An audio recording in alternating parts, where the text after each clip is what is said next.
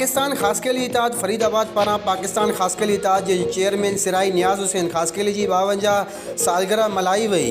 जॾहिं त national press club Faridabad में सालगिरह जो केक काटियो वियो, जंहिंमें पाकिस्तान ख़ासकेली इत्तेहाद जे vice chairman Haji Mohammad Qasim Khaskheli, Rais Zameer Hussain Khaskheli, supreme council जे मेंबर सहाफ़ी मंठार ख़ासकेली, PP अॻवान Ghulam Nabi Mangnar, Mohammad Ali Khaskheli, Nisar Ahmed Khaskheli, Kamran Khaskheli, national press club जे सदर अहमद अली चांडियो, एडवोकेट माशूक चांडियो, अली हसन चांडियो, वहीद चांडियो, फहद बिरोई ऐं ॿियनि शिरकत कई।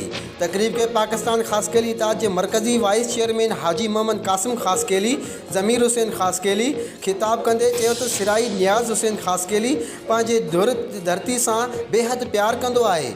सिंध में गरीब पोरत तबके लाइ रोशन सितारो आहे। सिराई नियाज़ हुसैन ख़ासकेली पंहिंजी क़ौम बिरादरी के मुनज़्ज़िम करण ऐं उन्हनि जी हक़नि जे हासिलात लाइ ॾींहुं राति कोशान आहे। हिननि चयो त सिंध में जाली डोमिसाइलनि खे फौरी तौरु रद्द कयो वञे ऐं धारी आबादी खे रोकियो वञे। तक़रीब में सिराई नियाज़ हुसैन ख़ासकेली खे जनम जे ॾींहं ते सिंधी क़ौम खे मुबारकूं पेश कयूं।